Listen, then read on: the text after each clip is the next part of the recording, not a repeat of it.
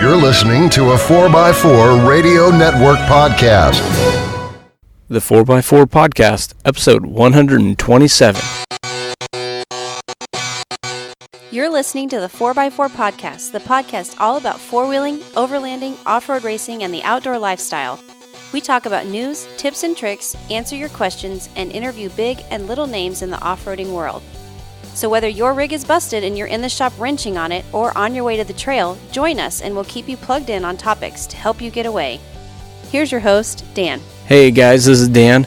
Hopefully this is the last of these solo episodes. I am still down here in Australia and haven't been able to link up with Craig and Rich, but I do have a really great interview to share. This is with Baja Designs, and Baja Designs is the scientists of lighting, and they've really taken their design for LED lights to a whole new level.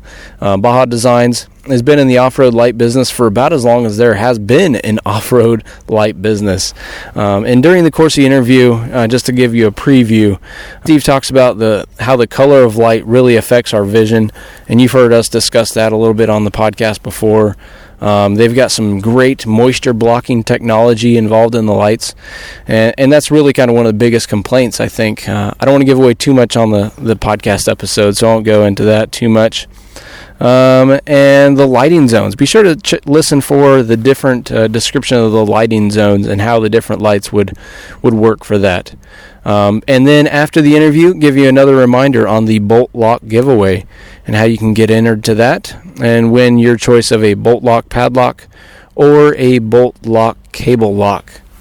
All right, so without any further ado, let's jump to that interview from Baja Designs.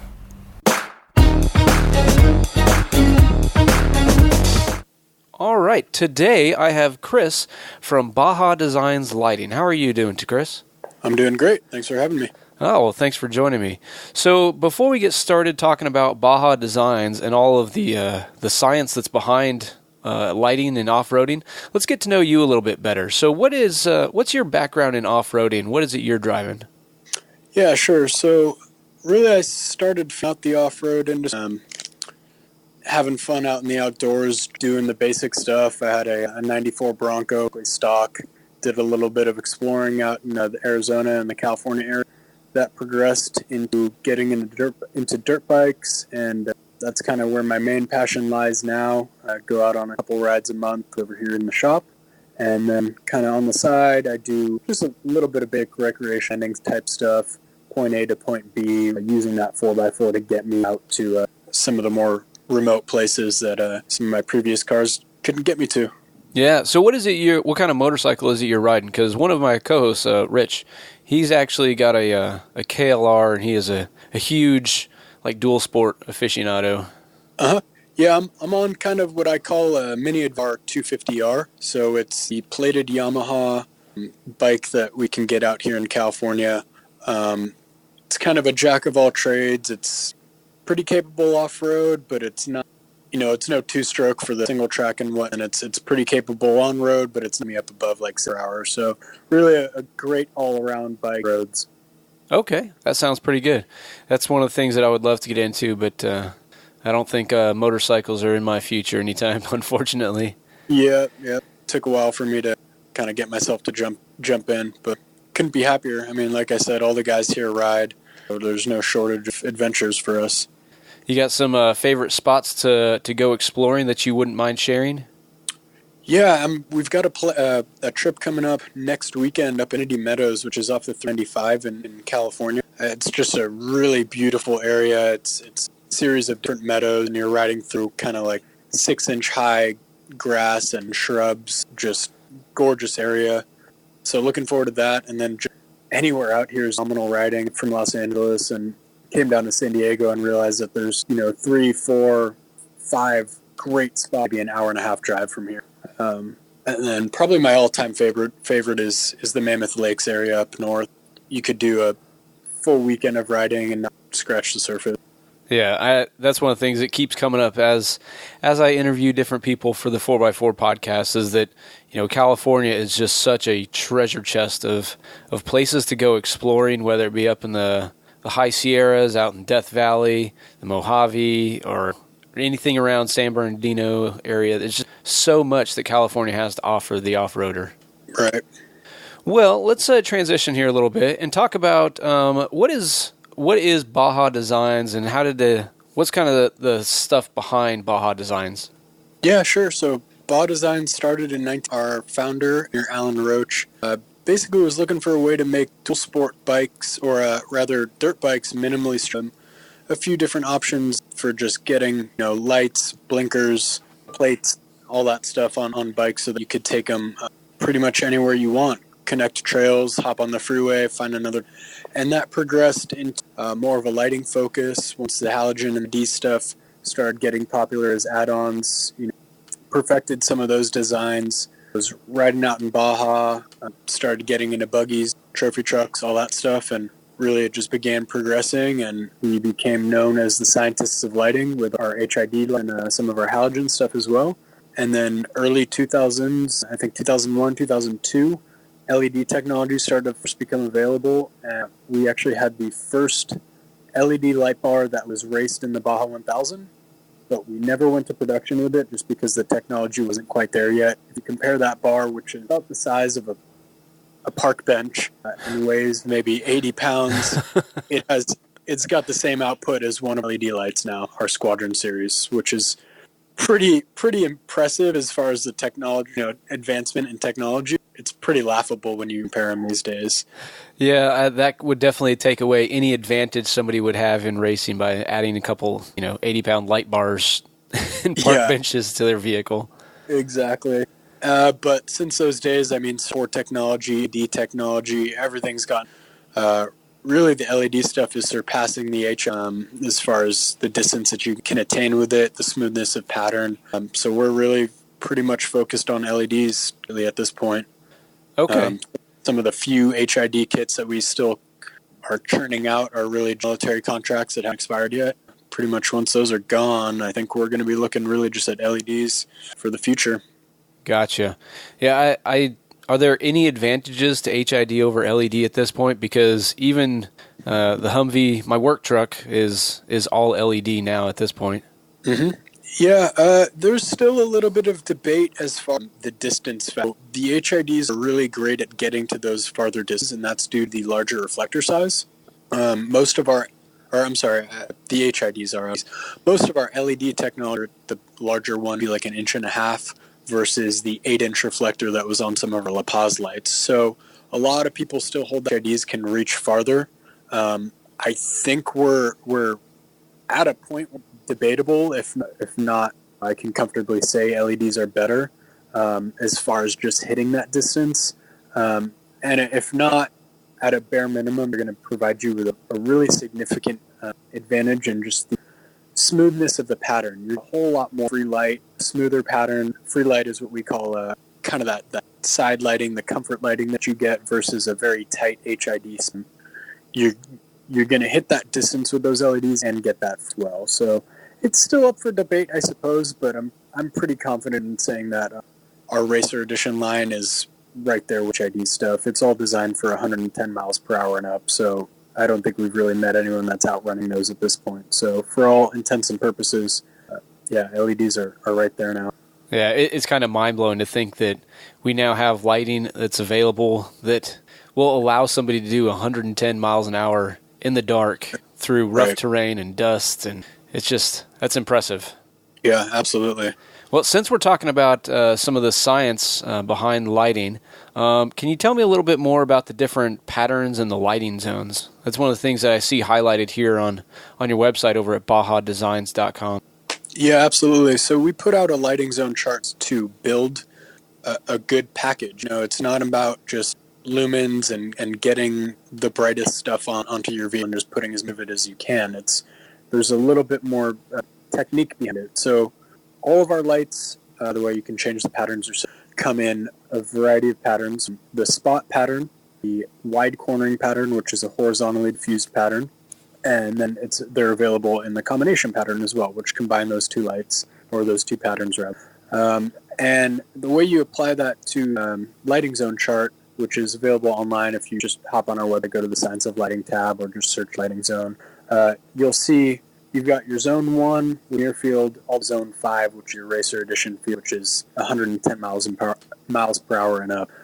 So we generally recommend you start with that Zone 3, the driving combo, and that near field dust and fog area, and then you can begin to build from. So most guys don't really need that 110 mile per hour up. So they'd like to think that they do. Let's be real. Yeah, most people will of the roof bar trend. A lot of guys leave 50, 60 roof bar, which is really just a distance less designed to get you above the shrubbery and penetrate the distance a little bit. But most guys, it's actually dead for them to run that because of all the glare that they get off of the particulate in the air and then off the hood. It actually hurts your night vision. So we recommend 80% should be at the bumper line. And once you've filled out those areas, that Zone 3, the driving combo area, your cornering area, the dust and fog area, then you can start looking at that niche lighting, the real distance-specific stuff.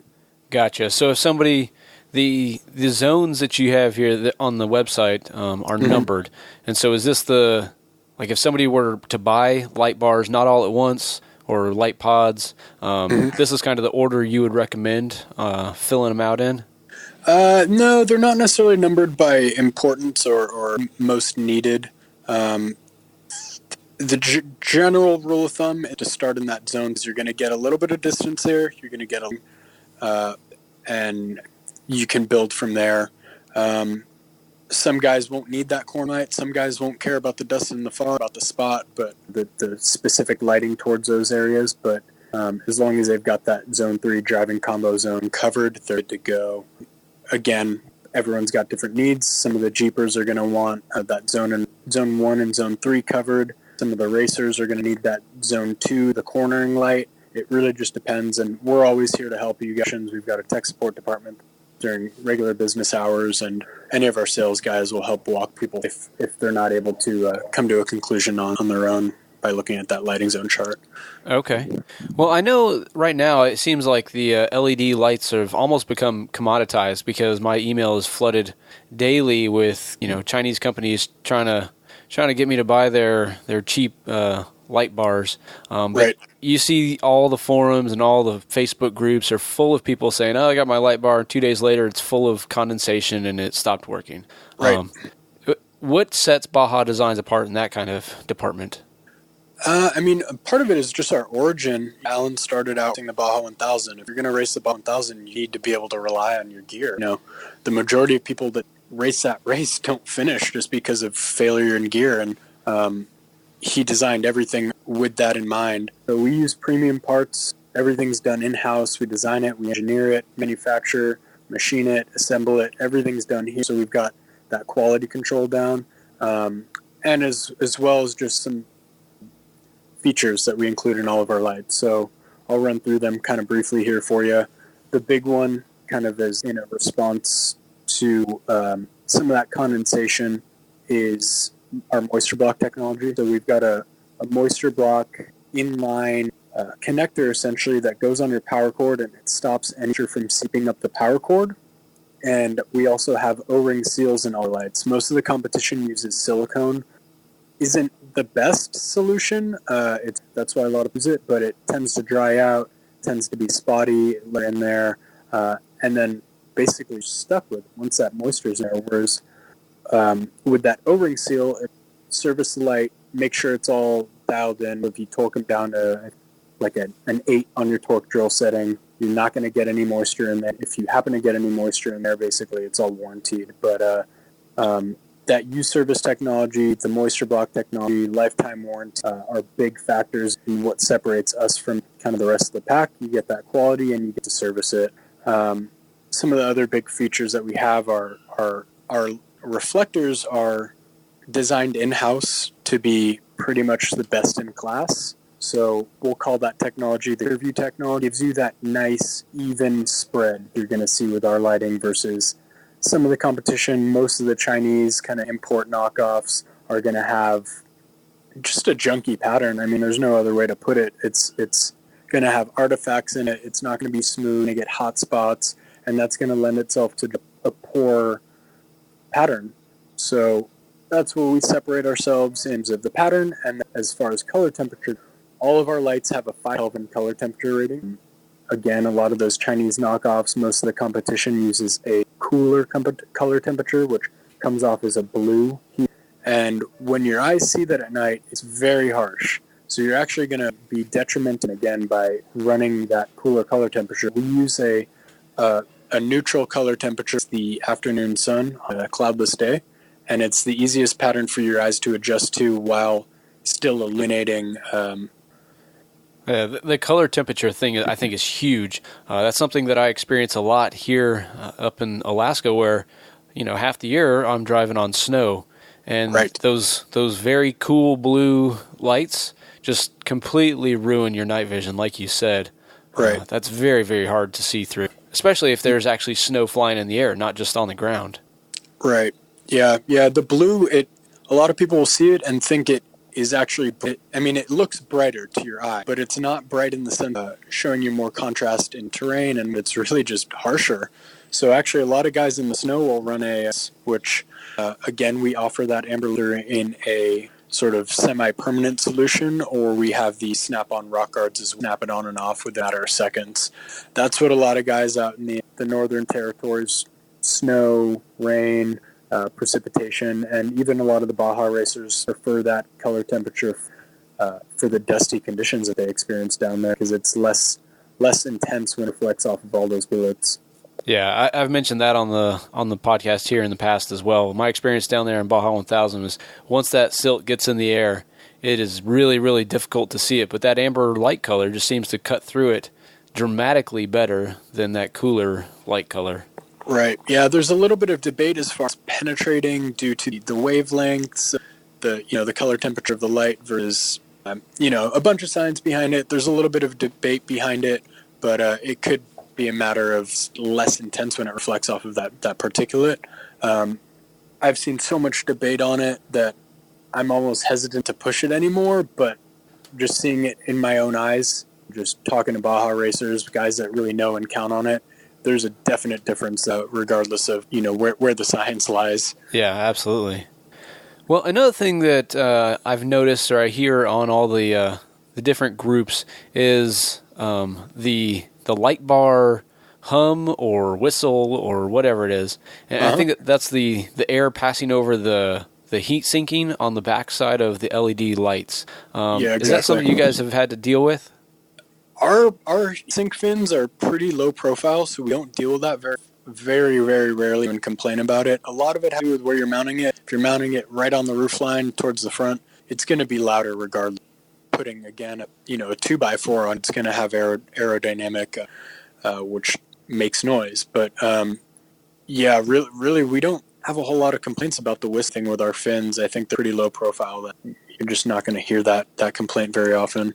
That's good, because a lot of times I hear people saying that, they spend all this money on a light bar, and then the noise coming off of it is just so maddening that they take it off the very next day.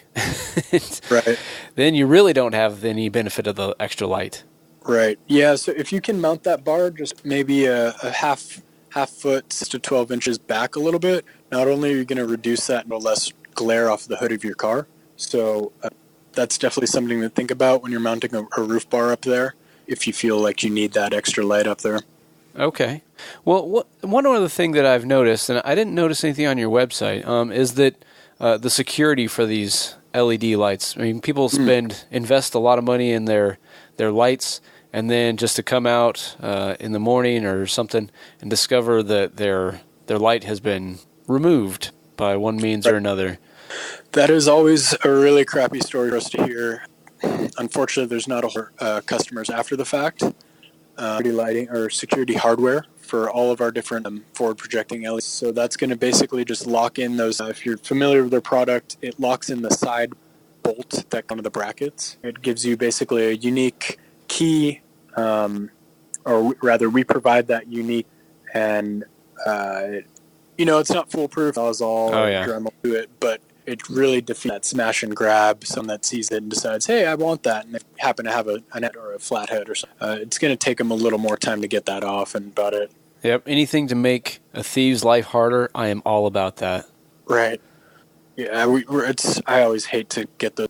And usually we try and help guys out, but there's just not much we can do at the end of the day if the light bar's gone, For sure. Awesome. Well, where can somebody find Baja Designs? I mean, I assume that we could find you guys at any of the SCORE, the desert races, anything like that. But where else can we probably run into your crew? Yeah, we're at all sorts of different events from racing. We're at SEMA every year. Overland Expo West and East are really taking off lately. We're at all the Baja 1000 at the SCORE races, Rest in the Desert series. Some of the upcoming ones, let's think. Are you going to be at the Off-Road Expo and Sandsport? Yeah, we're at Sandsports, Off-Road Expo, the Scottsdale Off-Road Expo. I don't think we're going to be the East Coast Off-Road Expos. I think they just had the Kentucky one this week. We didn't make it to that one. We're trying to get into the Jeep stuff lately. Some of you guys are probably familiar with the fact that we got acquired by Bestop. Bestop, around this time last year, they make premium OEM Jeep soft tops. So they're helping us feeling out that market a bit. And we've been going to a lot of different Jeep events. We went to Easter Jeep Safari this last spring for the first time, which was an awesome event. We're going to try and make it out to All for Fun, which is out in Colorado. Just pretty much whatever we see, we're trying to make. There's probably another half dozen or a dozen shows that we'll be attending in the next 6 months, so definitely keep an eye out for us. Yeah, for sure. And actually, I'm going to be talking here with Bestop very soon once I can work out the scheduling. Nice. Our schedules have just kind of had a hard time coordinating so far, but I think you guys are a match made in heaven, really. I think there's a lot of Jeep guys looking for good lights, and you guys seem to be fitting the bill just perfect. And it's good to see that somebody is taking a very scientific approach to it rather than just what I see a lot of times is just lights, junky lights all over the place and not even mounted correctly. It's a crying shame whenever I see somebody has spent money on a light bar and it's aimed directly at their hood, from the windshield frame. Yeah, there's a lot of people out there that just miss, and that's totally cool. And we're happy to tell those guys that they're probably not our customer. The cool points and go up along the roof line, and you don't want to spend a premium chunk of change for it. Go ahead and get those the cheaper lights if you don't need performance. But if you're looking for performance, you're really just looking at utility. Definitely check us out because that's our name. The premium guys, scientists of light, just put the best product out there. We try not to include a whole lot of fluff as far as, I don't know, like fancy colors and stuff that doesn't really have all the gimmicks.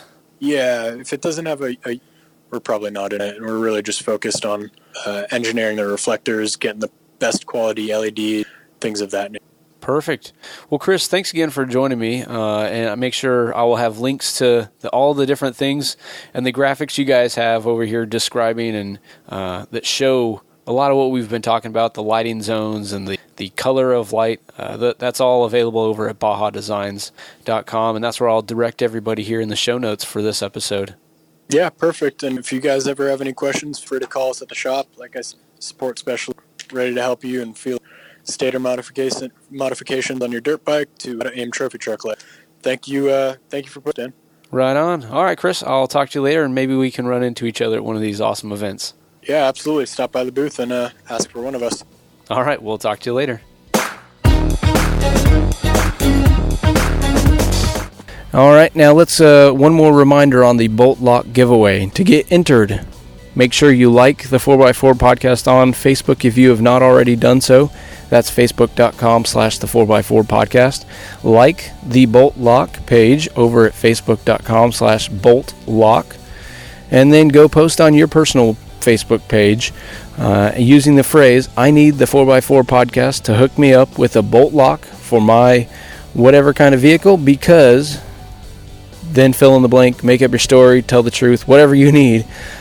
Make sure one of the things I may have forgot to mention in the previous reminders is if you set your posts to public and use the hashtag 4x4 podcast, that'll really make it a whole lot easier for us to see that post and make sure it's entered into the giveaway, the random giveaway, not a selection contest or anything like that.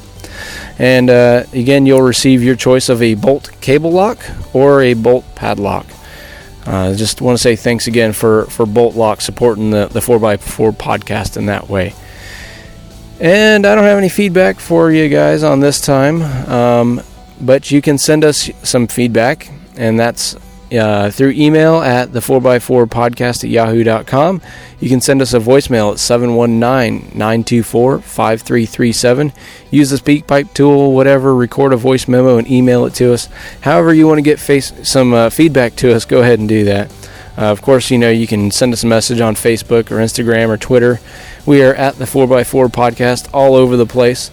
And that is it for now. So it's time to hit the trails. So tread lightly. Now it's time to hit the trails. So God bless, tread lightly, and be safe while exploring your world.